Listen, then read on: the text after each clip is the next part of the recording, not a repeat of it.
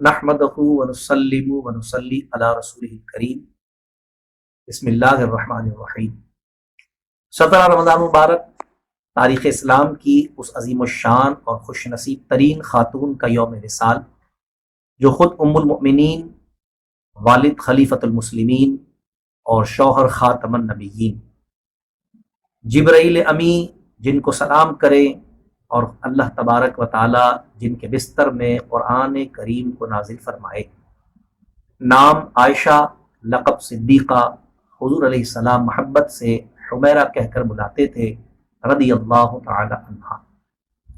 اعلان نبوت کے 4 سال بعد ماہ شوال میں مکہ مکرمہ میں ولادت ہوئی، اسلام کی آغوش میں آنکھ کھولی، صدیق اکبر کی گود میں پروان چڑھی، حضرت خدیجہ کے وصال کے بعد حضور علیہ السلام کے نکاح میں آئیں۔ حرم رسول میں تشریف لانے والی واحد کنواری زوجہ ہیں۔ صحابہ کرام یہ کہا کرتے تھے کہ حضور علیہ السلام مردوں میں ابو بکر اور عورتوں میں عائشہ کو سب سے زیادہ محبوب رکھتے ہیں۔ جب منافقین نے حضور علیہ السلام کو ایذا دینے کے لیے آپ کی پاک دامنی پر کیچڑ اچھالا، تو وہ رب جس نے حضرت یوسف اور حضرت مریم کی پاکی کے بیان کے لیے جھولے میں موجود بچے سے گواہی کو کافی جانا تھا، سورہ نور کی لگاتار 18 آیات کے نزول کے ساتھ خود ان کی پاکی کی گواہی بیان فرمائی۔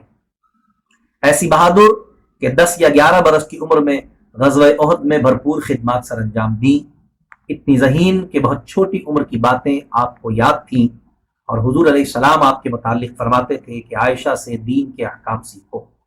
دنیا حدیث میں 2210 حدیثیں آپ نے حضور علیہ السلام سے روایت فرمائی۔ اس قدر سخی تھیں کہ حضرت عبداللہ بن زبیر رضی اللہ عنہ نے ایک بار 1,00,000 درہم آپ کو نذرانے میں بھیجے، تو وقت افطار شام کو آپ کے دسترخوان پر کھانے پر کچھ نہ تھا، اس لیے کہ آپ دن بھر میں وہ فقراء میں تقسیم فرما چکی تھیں۔ عفو و درگزر کا ایسا پیکر تھیں کہ انتہائی اذیت پانے کے باوجود بیان پاکی کے بعد تشہیر الزام کی خطا کرنے والے تمام مشتہرین کو آپ نے دل سے معاف فرما دیا تھا۔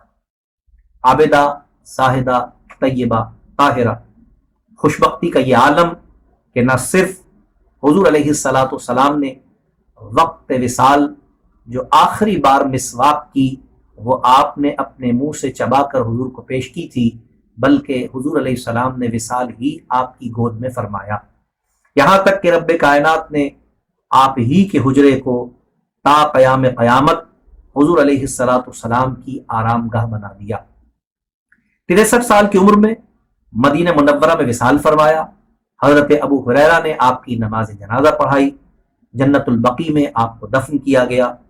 اللہ تبارک و تعالی اپنی بے شمار رحمتیں اور برکتیں آپ کے مزار پر انوار پر نازل فرمائے، اور تا قیامت آنے والی ان کی تمام روحانی اولادوں پر اللہ تعالیٰ اس عظیم ماں کے صدقے اپنی رحمتوں اور برکتوں کا نزول فرمائے۔